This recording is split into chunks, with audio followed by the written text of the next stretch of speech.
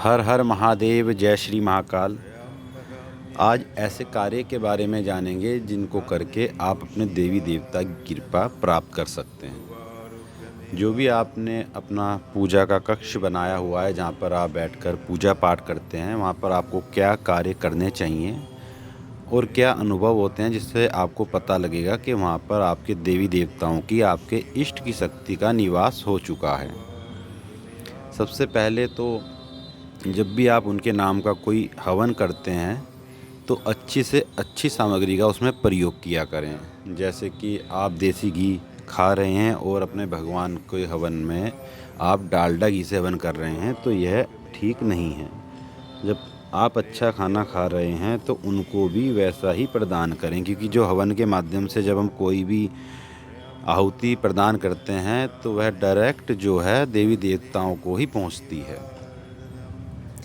और आप जो भी खाना खाते हैं, आप जितने समय भी भोजन करते हो, एक समय दो समय, तो सबसे पहला जो भोग होता है वह अपने भगवान को लगाएं।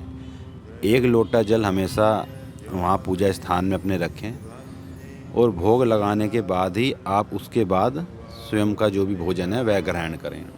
जब आप ऐसा रोज़ करने लगेंगे तो आपको अलग से देवी देवताओं को भोग देने की आवश्यकता भी नहीं पड़ेगी। आप जो भी खा रहे हैं उसी का भोग लगाएंगे तो उनको भोग भी प्रदान होता रहेगा और देवी देवता आप पर बिल्कुल प्रसन्न रहेंगे। जो भी आपके पूजा स्थल में जो भी शक्ति निवास करती है वह यह देखकर बेहद ही प्रसन्न होगी और आप पर कृपा बनाएगी। हफ्ते में या 10 दिन में एक बार अपने पूजा कक्ष की आपको सफाई करनी चाहिए। ऐसा ना हो कि जो भी आपने फ़ोटो या मूर्ति रखी हुई है उस पर धूल मिट्टी जम गई है और आप पूजा कर रहे हैं। उनको अच्छे से साफ़ करें, इत्र छिड़कें। कम से कम हफ्ते में या 10 दिन में आपको अपने पूजा कक्ष की सफाई अवश्य ही करनी चाहिए। जो भी आप उन पर फूल माला चढ़ाते हैं या फूल चढ़ाते हैं, जब आपके पूजा कक्ष में कोई शक्ति निवास करने लगती है तो जब आप लोग मंत्र जाप करेंगे, किसी स्तोत्र का उच्चारण करेंगे तो क्या होता है कि वो जो फूल है वह अवश्य ही गिरता है। एक दिन गिरेगा तो आपको लगेगा कि कोई इत्तेफाक है, एक दिन गिर गया, पर ऐसा जो है 3 दिन 4 दिन भी लगातार हो सकता है और एक ही समय पर होता है। कभी कभी समय आगे पीछे भी हो जाता है, किसी किसी साधक का समय आगे पीछे भी हो जाता है, पर जो फूल है वह अवश्य ही गिरता है। कभी आपके हाथ में गिर सकता है, कभी आपकी चौकी के ऊपर ही गिर सकता है। तो आपको समझ लेना चाहिए कि यहाँ पर जो आपके इष्ट की शक्ति है वह निवास करने लगी है।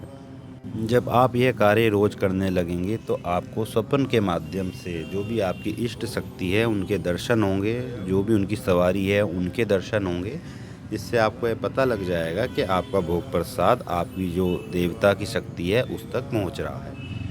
जब आप अपने पूजा कक्ष में होते हैं और जब आप पूजा पाठ करते हैं, किसी स्तोत्र का जाप करते हैं और अपने देवी देवता की मूर्ति या फ़ोटो को देखते हैं तो आपका मन करता है कि मैं उनको देखता ही रहूं। आपका वहाँ से उठने का मन नहीं करता, तो भी आप समझ सकते हैं कि वहाँ पर किसी शक्ति का निवास हो चुका है। आप अपने इष्ट के भजनों को सुनकर एकदम से भावुक हो जाएं, आपको रोना आने लगे, तो समझ जाना कि आपके जो तार हैं वह अपने ईश्वर से जुड़ चुके हैं। यदि आप हमारे चैनल पर नए हैं तो चैनल को सब्सक्राइब कीजिए ताकि आपको ऐसी ही आध्यात्मिक जानकारी प्राप्त हो सके। हर हर महादेव, जय श्री महाकाल।